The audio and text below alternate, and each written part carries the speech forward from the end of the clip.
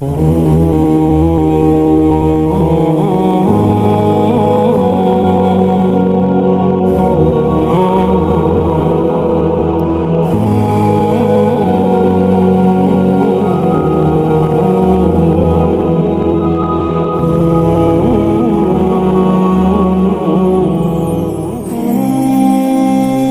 مسجد اقصی کو شہید کرنے کے لیے مغربی اور صہیونی قوتیں آخر کیوں کوشاں ہیں؟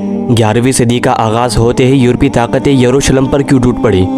اور ہیکل سلیمانی کی دوبارہ تعمیر کی کیا حقیقت ہے؟ یہ وہ سوالات ہیں جو آج ایک اہم ترین موضوع ہونے کے باوجود عالمی میڈیا سے غائب ہیں۔ آج ہم اس ویڈیو میں ان خفیہ حقیقتوں سے پردہ اٹھائیں گے جو حقائق اور احادیث میں موجود پیشن گوئیوں پر مبنی ہے، جس سے ہم مسلمانوں کو آگاہ ہونا چاہیے۔ دوستو، بیت المقدس مسلمانوں کا قبلہ اول ہے۔ یہاں نبی صلی اللہ علیہ وسلم نے تمام انبیاء کرام کی امامت فرمائی اور سفر معراج کا آغاز کیا تھا۔ دوسری طرف یہود و نصارہ کے لیے بھی جگہ مقدس ترین ہے۔ یہودیوں کے مطابق اسی جگہ حضرت ابراہیم علیہ السلام نے اپنے بیٹے کی قربانی پیش کی تھی اور اسی جگہ ہیکل سلیمانی تعمیر ہوئی تھی جو بعد میں تباہ ہو گئی۔ واقعہ کچھ یوں ہے کہ جب قوم بنی اسرائیل کو ہدایت ملی تو ان سے خوش ہو کر اللہ تبارک و تعالیٰ نے انہیں تابوت سکینہ عطا فرمایا، جو ایک مقدس صندوق تھا۔ اس میں انبیاء کرام کی استعمال کردہ چیزیں تھیں۔ اس صندوق کی بدولت یہ قوم ہر میدان میں فاتح ثابت ہوئی۔ جب حضرت داؤد علیہ السلام کی حکومت آئی تو آپ علیہ السلام نے اس صندوق کی حفاظت کے لیے ایک ہیکل کی تعمیر کا ارادہ کیا، جسے 900 قبل مسیح میں آپ کے بیٹے حضرت سلیمان علیہ السلام نے مکمل کیا۔ یہ ہیکل نہایت ہی عظیم الشان اور مضبوط تھا، جسے جنات نے آپ علیہ السلام کے حکم سے تعمیر کیا تھا۔ اس ہیکل کے اندر جس جگہ آپ عبادت کیا کرتے تھے وہیں اس تابوت کو رکھا گیا اور کسی عام شخص کو وہاں داخل ہونے کی اجازت نہ تھی۔ آپ علیہ السلام کی وفات کے بعد جب بنی اسرائیل نے سرکشی شروع کر دی اور اللہ تبارک و تعالیٰ کے نافرمان ہو گئے تو اللہ کے قانون کے مطابق ان پر عذاب آ گیا۔ لہذا 500 قبل مسیح میں بخت نصر نے یروشلم پر حملہ کر دیا اور ہیکل سلیمانی کو تباہ و برباد کر ڈالا۔ پورے شہر میں خون کی ندیاں بہا دی اور لاکھوں یہودیوں کا سرعام قتل کر دیا گیا۔ آخر اس قوم نے توبہ کا راستہ اپنایا اور اللہ تبارک و تعالیٰ سے مدد طلب کی۔ لہذا کچھ عرصے بعد جب سائرس کی حکومت آئی تو اس نے یہودیوں کو بابل کی غلامی سے آزاد کروایا اور دوبارہ ہیکل کی تعمیر کی اجازت بھی دے دی۔ اس ہنگامہ آرائی میں وہ مقدس صندوق کہیں گم ہو گیا۔ کہتے ہیں کہ بخت نصر نے اسے کہیں دفن کروا دیا اور کچھ لوگوں کے مطابق اللہ کے حکم سے وہ صندوق کہیں چھپا دیا گیا۔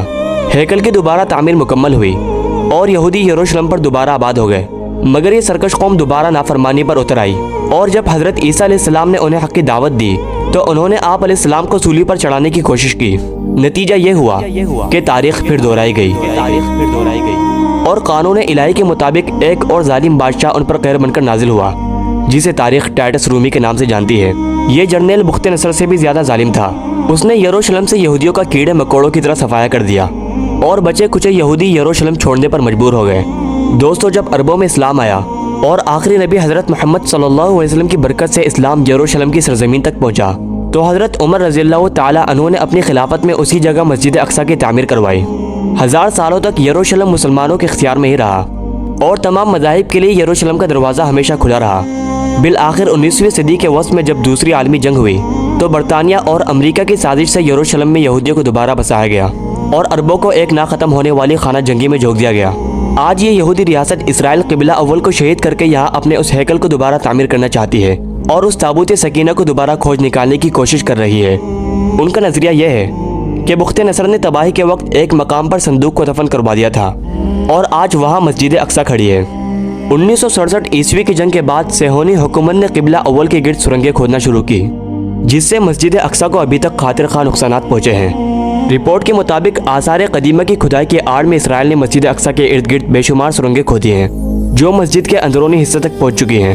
یہودی عقیدے کے مطابق جب وہ ہیکل کو دوبارہ تعمیر کریں گے تو اس کے ایک دیوار سے ایک شخص ظاہر ہوگا جو ان کا مسیحا ہوگا اور دنیا میں دوبارہ غالب آنے کے لیے مسیحا کا ہونا واجب ہے، جبکہ احادیث کی روح سے وہ شخص کوئی اور نہیں بلکہ دجال ہوگا۔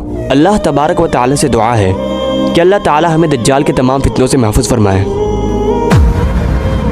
دوستو، ہم امید کرتے ہیں کہ آپ کو آج کی ویڈیو اچھی لگی ہوگی۔ اگر آپ مستقبل میں بھی اسی معلوماتی ویڈیوز سے باخبر رہنا چاہتے ہیں تو ہمارے چینل کو سبسکرائب کر کے ساتھ میں لگے بیل آئکن کو ضرور پریس کر دیں تاکہ آپ تک مستقبل میں بھی ایسی معلوماتی ویڈیوز کی نوٹیفیکیشن بر وقت پہنچ سکے۔ اجازت دیجیے ہمیں، ملتے ہیں ایک اور نئی ویڈیو کے ساتھ۔